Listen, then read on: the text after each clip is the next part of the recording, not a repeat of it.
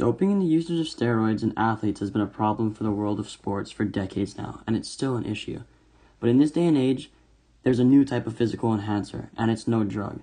Hi, my name is Griffin, and today I'll be talking about gene doping.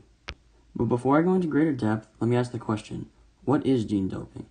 Well, to answer that, gene doping is a non-therapeutic treatment that involves taking genes, cells, and other genetic elements in order to improve someone's athletic performance. But before I go into more depth on gene doping, let's talk about the origin of doping itself.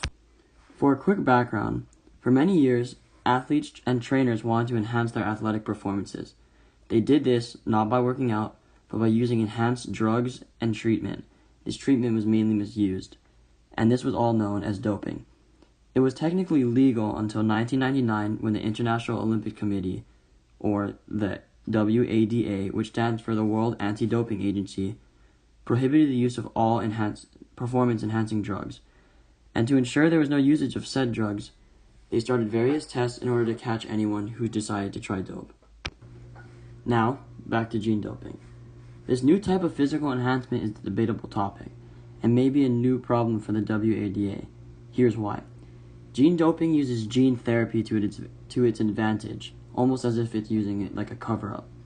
Gene therapy involves the transfer of genetic material from one human to another in order to prevent things like disease and other health issues. This process is very similar to gene doping, except with gene doping, the genetic material is used to enhance one's athletic abilities. There's obviously a distinct difference in intent, but here's why gene doping is hard to catch. When one uses gene doping, your body creates an extra amount of hormones and proteins. This is similar to how it is on a regular basis, whether you are using gene doping or not, and the tests designed to try to pick up these things can't detect that. In a topic like this, there is a pros and cons debate, but it's also more of a should it be allowed or should it be banned situation, or should it be accepted or frowned upon. Well, for starters, you can argue for gene doping because it's technically somewhat natural and it's a form of physical enhancement. Again, completely natural. There's no illegal substances, no drugs, no abusing of medical treatments. It's technically clean.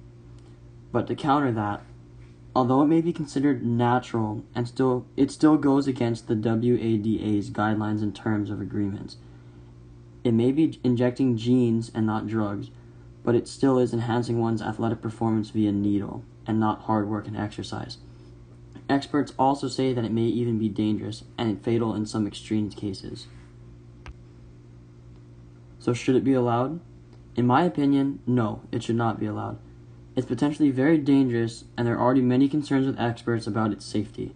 On top of that, it goes against the WADA's rules and regulations, and although it may be considered natural in a sense, it shouldn't be legal. All athletes should be improving themselves through hard work and many physical activities. Thank you for watching.